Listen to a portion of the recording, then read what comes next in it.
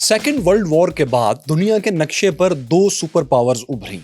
एक थी United states of America और दूसरी थी सोवियत रूस। इन दोनों ताकतों में दुनिया पर तसल्लुत की, कंट्रोल की जंग शुरू हो गई, जिसे आज हम कोल्ड वॉर के नाम से जानते हैं। ये लड़ाई सिर्फ दो ताकतों की नहीं थी, बल्कि दो निजामों के दरमियान थी। अमेरिका सरमायादाराना निजाम यानी कैपिटलिज्म का पुरजोर हामी था।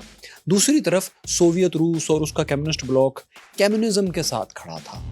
दोनों अपने अपने निजामों को दुनिया में नाफिज करना चाहते थे, फैलाना चाहते थे। दोनों ताकतों में रेस लगी हुई थी कि कौन अपने निजाम को ज्यादा कामयाब साबित कर पाता है।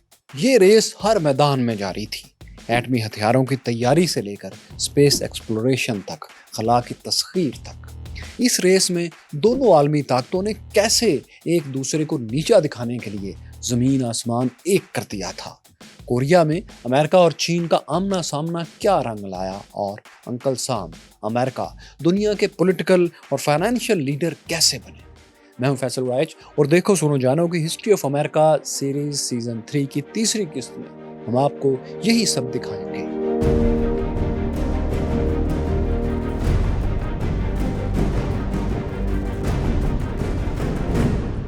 My curious fellows, second world war के बाद की दुनिया में अमेरिका को अपने मुखालिफ सोवियत रूस पर वाज़े बर्तरी हासिल हो चुकी थी। इसकी वजह थी अमेरिका की ताकतवर इकोनॉमी। आप पिछली वीडियो में जान ही चुके हैं कि सोवियत रूस ने भी अमेरिका के फराहम करदा हथियारों की मदद से सेकेंड वर्ल्ड वॉर जीती थी। तो जंग के बाद की दुनिया में भी अमेरिका मुआशी और फौजी दोनों लिहाज से सोवियत रूस से बहुत आगे था। इसका अंदाजा यूं लगाएं कि 1950 में अमेरिका का जीडीपी 300 बिलियन डॉलर्स था, जबकि सोवियत रूस का जीडीपी महज 132 बिलियन डॉलर्स था। मुआशी ताकत के साथ फौजी ताकत में भी अमेरिका नंबर 1 था, क्योंकि उसके पास दुनिया का सबसे ताकतवर हथियार एटम बम मौजूद था। फिर यह भी था कि आलमी इदारे जैसा कि अक़वाम मुत्तहिदा, वर्ल्ड बैंक और IMF के हेडक्वार्टर्स भी अमेरिका ही में कायम हो गए। खास तौर पर अक़वाम मुत्तहिदा से, यूनाइटेड नेशन से अमेरिका की ताकत में बहुत इजाफा हुआ।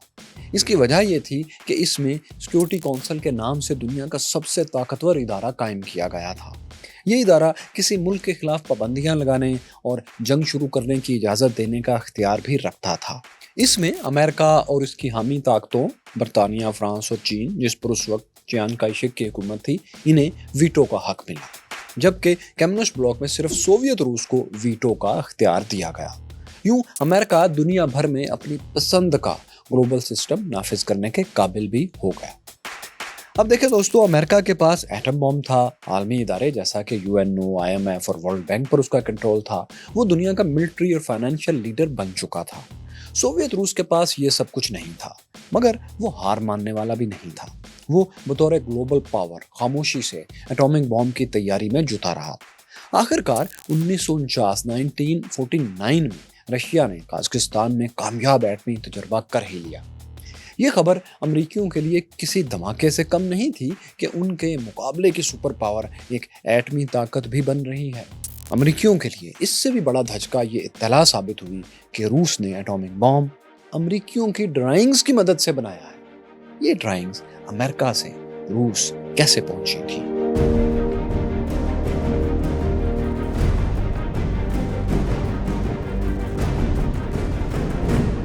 साथियों, अमेरिका ने सेकेंड वर्ल्ड वॉर के दौरान मैनहट्टन प्रोजेक्ट के तहत एटॉमिक बॉम्ब तैयार किए थे। इस प्रोजेक्ट पर सबसे अहम काम लॉस एलमोस लेबोरेटरी के साइंसदानों ने किया था। ये खुफिया लेबोरेटरी अमेरिकी रियासत न्यू मैक्सिको में कायम की गई थी। रूस के एटमी धमाकों के बाद ब्रिटिश इंटेलिजेंस ने अमेरिकियों को एक अहम इत्तला भेजी। वो ये कि रूस का एटमी प्रोग्राम इसी लेबोरेटरी से एक अहम ड्राइंग चोरी करके मुकम्मल किया गया है। अमेरिका में इंक्वायरीज शुरू हो गई, कई साइंसदानों और इंजीनियर्स को पकड़ लिया गया। इनमें सबसे अहम नाम डेविड ग्रीनग्लास का था। इस पर इल्ज़ाम लगा कि रूस को ड्राइंग्स और एटमी प्रोजेक्ट से मुतल्लिक नोट्स इसी ने फराहम किए हैं, ट्रांसफ़र किए हैं। इस मामले में इसकी बीवी रुथ ग्रीनग्लास भी इसमें मुलविस थी। लेकिन दोस्तों, डेविड ने अमेरिकन अथॉरिटी से ये बारगेन कर ली कि अगर वो इन्वेस्टिगेटर्स को, अमेरिकन्स को उन रूसी जासूसों तक पहुंचा दे जिनका असल में ये काम था, تو وہ اس کے ساتھ رعایت برتیں گے، اسے کم سزا دی جائے گی اور اس کی بیوی کو معاف کر دیا جائے گا۔ جب یہ ڈیل ہو گئی تو ڈیوڈ نے بتایا کہ اس واقعے کے اصل مجرم اس کی بہن ایتھل روزنبرگ اور بہنوئی جولیس روزنبرگ ہیں۔ ڈیوڈ کی کہانی کے مطابق جولیس روزنبرگ جو امریکی فوج میں انجینئر تھا، وہ روسیوں کا جاسوس تھا۔ اس نے اپنی بیوی ایتھل کی مدد سے ڈیوڈ سے رابطہ قائم کر کے یہ ڈرائنگز منگوائی تھی۔ ان ڈرائنگز کے ساتھ جو نوٹس تھے، ضروری نوٹس تھے، وہ ایتھل نے ہی ٹائپ کیے تھے۔ ڈیوڈ کے ان انکشافات کے بعد ایتھل اور اس کے شوہر جولیس روزنبرگ کو گرفتار کر لیا گیا۔ ان دونوں پر مقدمہ چلا کر انہیں سزائے موت سنائی گئی۔ یہ مقدمہ امریکی تاریخ کے انتہائی متنازع مقدمات میں سے ایک ہے۔ اس جوڑے کی سزا کے خلاف مظاہرے بھی ہوتے رہے، حتیٰ کہ وائٹ ہاؤس کے سامنے بھی احتجاج کیے گئے۔ ان دونوں کے 2 معصوم بچے مائیکل اور رابرٹ بھی تھے۔ یہ دونوں بھی مظاہروں میں شریک ہوئے۔ کیتھولکس کے روحانی پیشوا پوپ پائس 12 نے بھی سزائے موت ختم کرنے کی اپیل کی، لیکن 19 جون 1953 کو ان دونوں کو نیو یارک کی ایک جیل میں بجلی کی کرسیوں پر بٹھا کر سزائے موت دے دی گئی۔ فیض احمد فیض کی مشہور زمانہ نظم ہم جو تاریک راہوں میں مارے گئے اسی جوڑے کی سزائے موت کے پس منظر میں لکھی گئی تھی۔ دوستو، یہ وہ دور تھا جب امریکہ میں میکارتھیزم بھی عروج پر تھا۔ یہ نام ایک سینیٹر جوزف میکارتھی کے نام پر رکھا گیا تھا۔ وہ کمیونزم کے سخت دشمن تھے۔ انہوں نے امریکہ کے ہر شعبے میں کام کرنے والوں پر کمیونسٹ ہونے کے الزامات لگا کر ان کے خلاف کارروائیاں شروع کر رکھی تھیں۔ میکارتھیزم کی وجہ سے ہزاروں ملازمین کو نوکریوں سے نکالا گیا۔ پولیو ویکسین تک کو کمیونسٹ سازش کا نام دے دیا گیا تھا۔ یہاں تک کہ چارلی چیپلن، ایک سپر سٹار، انہیں بھی غداری کے الزامات سہنا پڑے اور امریکہ چھوڑ کر واپس یورپ میں آنا پڑا۔ میکارتھیزم کا ساتھیوں کیا الزام ہوا اور روزنبرگ کے مقدمے سے اس کا اصل میں تعلق کیا تھا، اس سب پر ہم نے الگ سے بھی ایک ویڈیو بنائی ہے، آپ یہ بھی دیکھ سکتے ہیں۔ پھر اٹامک بام بنانے والے سائنسدان اوپن ہائمر اور مینہٹن پروجیکٹ پر بھی آپ ہمارا یہ ویڈیو ضرور دیکھیے گا۔ بہرحال دوستو، روس نے مبینہ طور پر امریکی ڈرائنگز ہیک کر کے یا کسی بھی طریقے سے ایٹم بم بنا لیا تھا۔ صرف ایٹم بم ہی نہیں بنایا تھا، بلکہ امریکہ کے خلاف ایک نیا محاذ بھی کھول لیا تھا۔ وہ محاذ یورپی ممالک کو زبردستی کمیونسٹ بلاک میں شامل کرنے کی کوشش کا تھا۔ 1948 میں روس نے یورپی ملک چیکوسلوواکیہ میں کمیونسٹ انقلاب برپا کروا دیا۔ اس انقلاب کے نتیجے میں چیکوسلوواکیہ باقی یورپ سے کٹ کر سوویت روس کا اتحادی بن گیا۔ اس کے بعد سوویت روس نے ایک اور قدم یہ اٹھایا کہ جرمنی کے مرکزی شہر برلن کی ناکہ بندی کر دی۔ اب جانتے ہیں کہ سیکنڈ ورلڈ وار کے بعد جرمنی عملی طور پر 2 حصوں میں بٹ گیا تھا، یعنی مشرقی اور مغربی جرمنی۔ مشرقی جرمنی پر روس کا قبضہ تھا اور مغربی جرمنی امریکہ، برطانیہ اور فرانس کے کنٹرول میں تھا۔ اسی طرح جرمنی کا مرکزی شہر برلن بھی 2 حصوں میں بانٹا گیا تھا۔ مغربی حصہ ویسٹرن پاورز کے کنٹرول میں تھا اور ایسٹرن حصہ، مشرقی حصہ، روس کے کنٹرول میں۔ لیکن مسئلہ یہ تھا کہ پورا برلن شہر تھا ایسٹ جرمنی میں، رشین کنٹرول والے جرمنی میں۔ اس لیے اس کے مغربی ویسٹرن حصے کے چاروں طرف دراصل سوویت روس کا گھیرا تھا۔ روس نے یہ کیا کہ اس شہر کی ناکہ بندی بلاکڈ کر کے اسے ہر قسم کے ساز و سامان کی فراہمی سے روک دیا، یعنی مغربی برلن محصور ہو گیا۔ اس بلاکڈ کی وجہ یہ تھی کہ روس ویسٹ جرمنی اور ایسٹ جرمنی کو یونائٹ کر کے ایک کمیونسٹ جرمنی بنانا چاہتا تھا، لیکن امریکہ اور اس کے اتحادیوں نے ویسٹ جرمنی کو الگ ملک بنانے کا عمل شروع کر دیا۔ اس ملک کے لیے انہوں نے ایک نئی کرنسی ڈاچ مارک بھی متعارف کروائی، جس کی ویلیو پرانی جرمن کرنسی سے بہتر تھی۔ روس ویسٹ جرمنی کے قیام اور نئی کرنسی کے خلاف تھا، چنانچہ اتحادیوں کو سبق سکھانے کے لیے اس نے ویسٹ برلن کا بلاکٹ کر دیا۔ امریکہ اور اس کے اتحادیوں نے فوری طور پر طیاروں کے ذریعے اس شہر میں خوراک اور فیول وغیرہ پہنچایا، جس سے وہاں زندگی کا پہیہ رواں دواں رہا۔ روس نے اس ایئر لفٹ کو نہیں روکا تاکہ امریکہ سے کوئی براہ راست ٹکراؤ نہ ہو جائے۔ یہ ناکہ بندی جون 1948 سے مئی 1949 تک جاری رہی۔ اس کے بعد یہ ناکہ بندی تو ختم ہو گئی، لیکن سوویت روس کی جرمنی میں کارروائیاں جاری رہی۔ 1961 میں سوویت روس نے مشرقی اور مغربی برلن کے درمیان دیوار بنا دی اور مغربی برلن کے باقی حصوں کے گرد بھی خاردار تار لگا کر اسے بالکل محاصرے میں لے لیا۔ برلن اور چیکوسلوواکیہ کے واقعات نے سوویت روس کو امریکی بلاک کے لیے بڑا خطرہ بنا دیا تھا۔ امریکہ کے لیے ضروری ہو گیا تھا کہ وہ اس خطرے کا مقابلہ کرنے کے لیے ایک بڑا فوجی اتحاد بنائے۔ چنانچہ 4 اپریل 1949 کو جب ابھی برلن کا بلاکٹ جاری تھا تو 12 ممالک کے نمائندے واشنگٹن ڈی سی میں جمع ہوئے۔ ان نمائندوں نے ایک معاہدے پر سائن کیے جسے نارتھ اٹلانٹک ٹریٹی آرگنائزیشن یا شارٹ میں اب نیٹو کا نام دیا جاتا ہے۔ اس تنظیم میں امریکہ کے علاوہ برطانیہ، France, Italy, Netherland, Portugal, Canada, Norway, Denmark, Belgium اور لکسمبرگ شامل تھے۔ بعد میں اس کی ممبرشپ میں اضافہ ہوتا رہا اور آج اس کے 31 ممبرز ہیں۔ ان تمام ممبر ممالک نے یہ طے کیا کہ ان میں سے کسی ایک پر بھی اگر حملہ ہوگا خصوصاً رشیا کی طرف سے تو تمام ممالک پر حملہ تصور کیا جائے گا، تمام مشترکہ دفاع کریں گے۔ ساتھیوں، نیٹو کا قیام امریکہ کی ایک بڑی سیاسی اور فوجی کامیابی تھی۔ اس کے ذریعے اس نے یورپ میں کمیونزم کا راستہ روک لیا تھا، لیکن روس بھی امریکہ کو بھرپور ٹکر دینے کے لیے نئے محاذوں کی تلاش میں رہا۔ یورپ میں تو اس نے 1955 میں وارسا پیکٹ کے نام سے اپنی فوجی تنظیم بنا لی۔ اس تنظیم میں سوویت روس اور اس کے اتحادی یورپین ممالک شامل تھے۔ تاہم کولڈ وار کا گرم ترین محاذ ایشیا تھا، جہاں سرد جنگ کی پہلی باقاعدہ لڑائی لڑی گئی۔ یہ جنگ تھی کورین وار۔ دوستو، اس جنگ کا بیک گراؤنڈ یہ تھا کہ سیکنڈ ورلڈ وار کے بعد جرمنی کی طرح کوریا بھی 2 حصوں میں تقسیم تھا۔ ساؤتھ کوریا میں امریکی حمایت یافتہ حکومت تھی، جبکہ نارتھ کوریا میں روسی سپورٹ والی کمیونسٹ حکومت قائم تھی۔ دونوں حصوں کے درمیان ایک سرحدی لکیر کھینچ دی گئی تھی جسے 38 پیرلل کہا جاتا تھا۔ شمالی کوریا اس لکیر کو ختم کر کے جنوبی کوریا پر بھی قبضہ کرنا چاہتا تھا۔ 25 جون 1955 کے روز شمالی کوریا کی 1,35,000 فوج نے جنوبی کوریا پر حملہ کر دیا۔ اس حملے میں اسے سوویت روس کی پوری فوجی مدد حاصل تھی۔ یہ حملہ اتنی تیز رفتاری سے ہوا تھا کہ شمالی کوریا کی فوج محض 3 دن میں جنوبی کوریا کے دارالحکومت سیول پر قابض ہو چکی تھی۔ کورین وار نے ایک بار پھر امریکہ کے گلوبل آرڈر کے خلاف طبلِ جنگ تو بجا دیا تھا۔ امریکی صدر ہیری ٹرومین نے اعلان کیا کہ اگر ہم نے جنوبی کوریا کی مدد نہ کی تو روس ایک کے بعد ایک علاقہ ہڑپ کرتا چلا جائے گا۔ چنانچہ امریکہ نے جوابی کارروائی شروع کر دی اور اقوام متحدہ کی سیکیورٹی کونسل کو بھی استعمال کیا۔ 27 جون کو UN سیکیورٹی کونسل نے امریکی دباؤ پر ایک قرارداد منظور کر لی۔ قرارداد میں تمام رکن ممالک سے کہا گیا تھا کہ وہ شمالی کوریا کا حملہ ناکام بنانے میں جنوبی کوریا کی ہر طرح سے مدد کریں۔ یعنی امریکہ اور اس کے اتحادیوں کو شمالی کوریا کے خلاف فوجی کارروائی کی اجازت مل گئی تھی۔ سوویت روس نے اجلاس کا بائیکاٹ کیا تھا، اس لیے وہ یہ قرارداد ویٹو نہیں کر سکا۔ اب امریکہ اور اس کے اتحادیوں کی فوجیں امریکی جنرل ڈگلس میکارتھر کی کمان میں جنوبی کوریا میں داخل ہو گئیں۔ UN فورسز نے نہ صرف یہ کہ جنوبی کوریا کو مکمل آزاد کروا لیا، بلکہ شمالی کوریا میں داخل ہو کر دارالحکومت پیانگ یانگ پر بھی قبضہ کر لیا۔ لیکن دوستو، اس وقت امریکہ کو ایک ایسے دشمن سے واسطہ پڑ گیا جس کا اس نے ابھی تک تصور نہیں کیا تھا۔ یہ دشمن تھا چین۔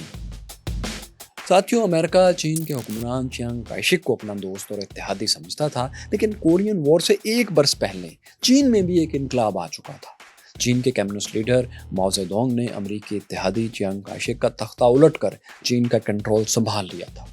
چیانگ کائی شک تائیوان فرار ہو گئے تھے اور اس چھوٹے سے جزیرے پر انہوں نے اپنی حکومت قائم کر لی تھی۔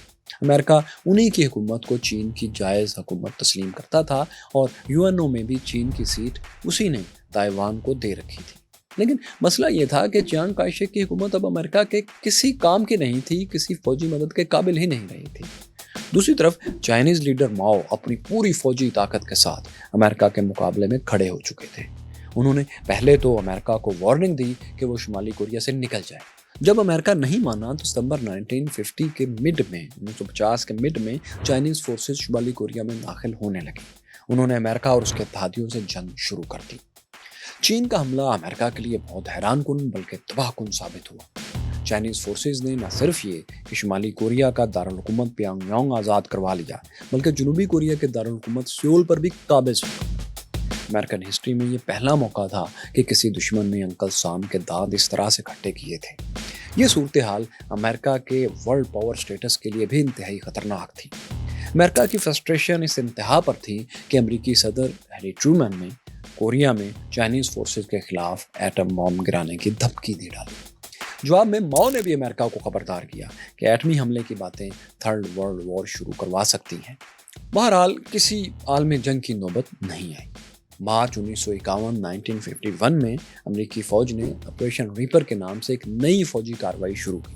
پورا مہینہ سخت لڑائیوں کے بعد اگلے ماہ 4 اپریل کو امریکی فوج سیول پر دوبارہ قبضہ کرنے میں کامیاب ہو گئی۔ چائنیز فورسز کو شمالی کوریا میں واپس دھکیل دیا گیا۔ 27 جولائی 1953 کے روز یہ جنگ انہی لائنز پر بند ہو گئی۔ دوستو، اس جنگ میں امریکہ کے 36,000 فوجی مارے گئے تھے، جبکہ 1 لاکھ سے زائد زخمی ہوئے تھے۔ تاہم چین کو اس سے کہیں زیادہ جانی نقصان اٹھانا پڑا تھا۔ اس کے کم از کم 1.5 لاکھ فوجی مارے گئے تھے، لیکن یہ جنگ ایک سٹیل میٹ تھی جس میں امریکہ کو فیصلہ کن فتح نہیں مل سکی تھی۔ تاہم وہ جنوبی کوریا کو آزاد کروانے میں کامیاب رہا تھا۔ کورین وار کی ساتھیوں مکمل کہانی ہم نے ہسٹری آف چائنا کی اس ایپیسوڈ میں بھی کور کی ہے، آپ اس ویڈیو کے بعد اسے بھی دیکھ سکتے ہیں۔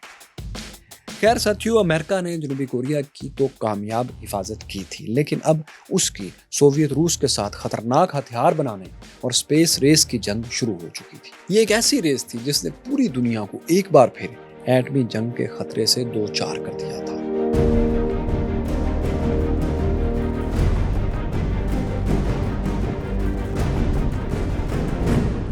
سیاسی اور فوجی میدان کی طرح ہتھیاروں کی دوڑ میں بھی شروع سے ہی امریکہ کا پلڑا بھاری تھا۔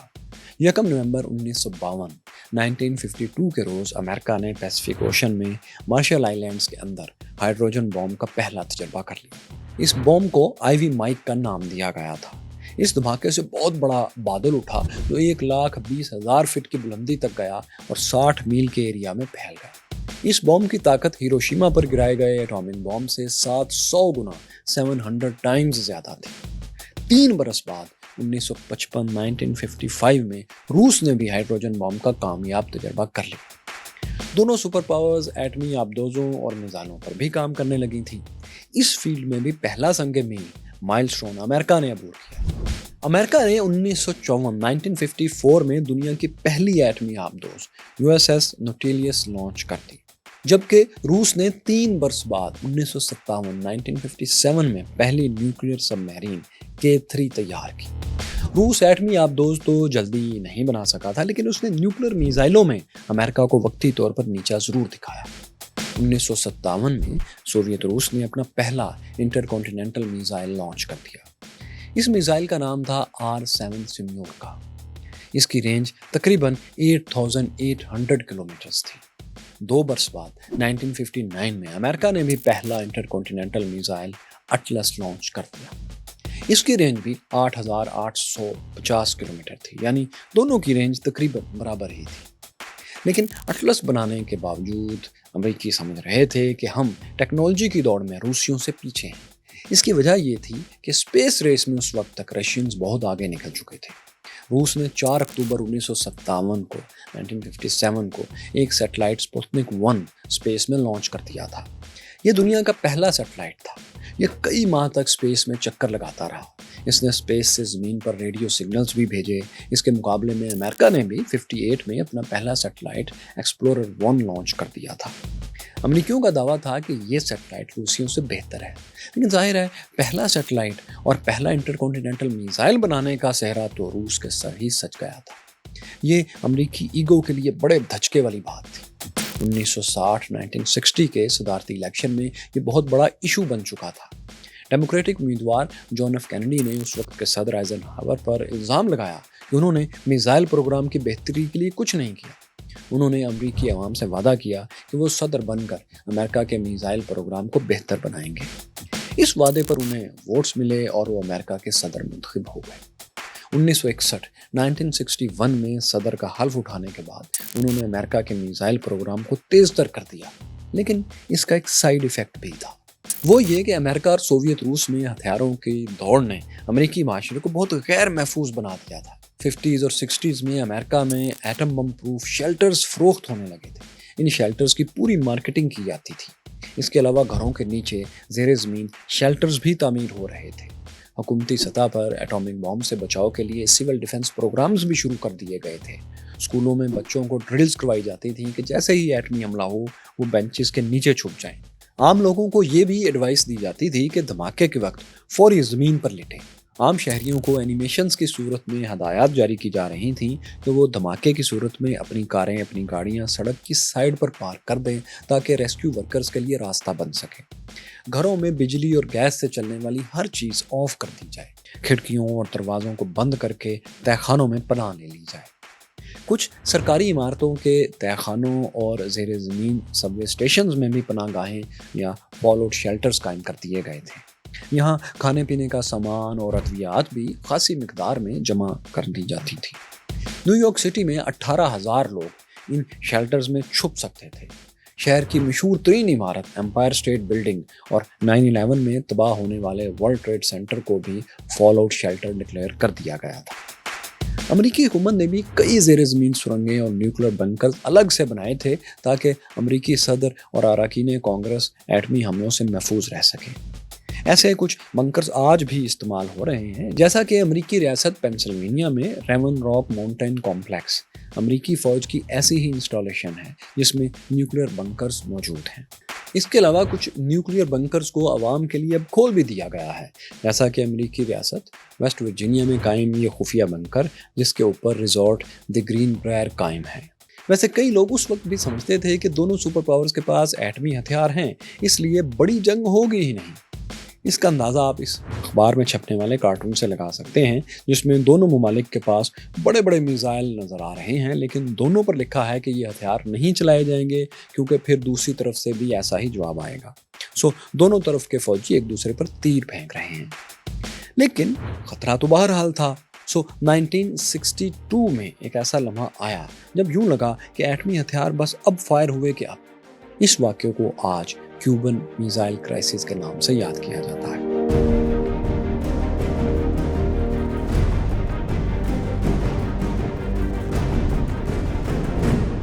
1962 میں کیوبا سوویت روس کا اتحادی تھا۔ کیوبا کا ساحل امریکی ریاست فلوریڈا سے محض 161 کلومیٹر دور تھا، 161 کلومیٹر دور۔ روس نے یہ کیا کہ اپنے ایٹمی میزائل چپکے کیوبا منتقل کرنا شروع کر دیے۔ یہ SS-4 میزائل تھے جن کی زیادہ سے زیادہ رینج 2500 کلومیٹر تھی۔ اس کا مطلب یہ تھا کہ یہاں سے امریکی دارالحکومت واشنگٹن ڈی سی اور نیو یارک سٹی سمیت کئی اہم امریکی شہر روسی میزائلوں کی فوری رینج میں آ جاتے تھے۔ یعنی روس کولڈ وار کو امریکہ کے دروازے تک لے آیا تھا۔ لیکن ہوا یہ کہ امریکیوں کو جلد ہی اس خفیہ پروگرام کا پتہ چل گیا۔ 14 اکتوبر 1962 کے روز ایک امریکی جاسوس U-2 طیارے نے ایک میزائل سائٹ کو دیکھ لیا۔ اس کے بعد امریکیوں نے کیوبا کی مزید نگرانی کی تو کم از کم 42 میزائل سائٹس ڈسکور کر لی۔ اس انکشاف سے امریکہ میں کوہرام مچ گیا۔ انٹیلیجنس نے امریکی صدر جان ایف کینیڈی کو اس بارے میں بریفنگ دی۔ 22 اکتوبر کو پریزیڈنٹ کینیڈی نے ٹی وی پر امریکی قوم سے خطاب میں انہیں کیوبا میں میزائلوں کی موجودگی کی خبر دی۔ اس کے ساتھ ہی انہوں نے کیوبا کے بلاکیڈ کا اعلان کر دیا۔ ان کے حکم پر امریکی نیوی نے کیوبا کو گھیر لیا۔ اس دوران 25 روسی جہاز بھی جو مزید میزائل لا رہے تھے وہ امریکی بلاکیڈ لائن سے کچھ دور رک گئے۔ یوں دونوں سپر پاورز میں ایک سٹینڈ آف ہو گیا۔ اب ایسا لگ رہا تھا کہ ایٹمی تصادم بس نزدیک ہی ہے۔ اس دوران ایک اہم واقعہ یہ ہوا کہ 27 اکتوبر کو کیوبن فورسز نے ایک امریکی جاسوس طیارہ مار گرایا۔ پائلٹ روڈولف اینڈرسن مارا گیا۔ اس پر امریکہ نے کیوبا پر حملے کا پلان بنا لیا اور فلوریڈا میں امریکی گراؤنڈ فورسز حملے کے لیے جمع بھی ہو گئیں۔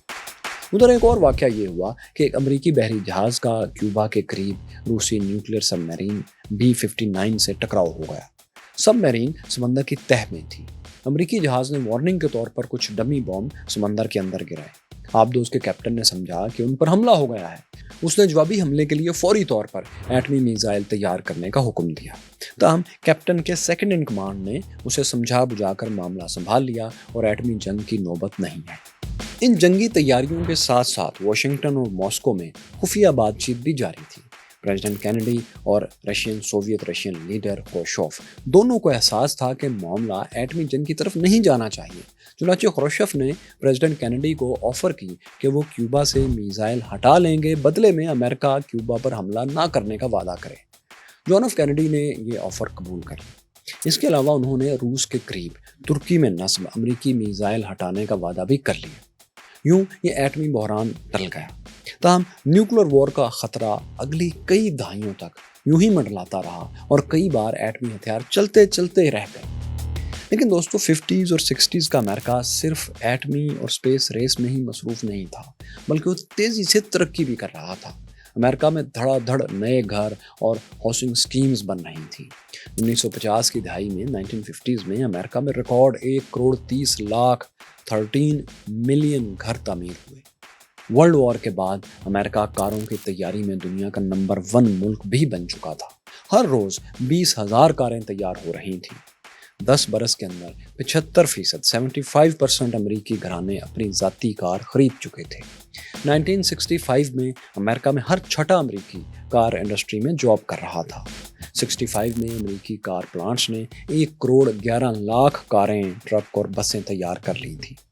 امریکہ کی ترقی کے ساتھ اس کی آبادی بڑھنے کی رفتار بھی بہت تیز ہو چکی تھی۔ ہر 1 گھنٹے میں 330 بچے پیدا ہو رہے تھے۔ اس جنریشن کو بیبی بومرز کا نام دیا گیا تھا۔ ایک اندازے کے مطابق 1946 سے لے کر 1964 تک امریکی جوڑوں نے 7,60,00,000 بچے پیدا کیے۔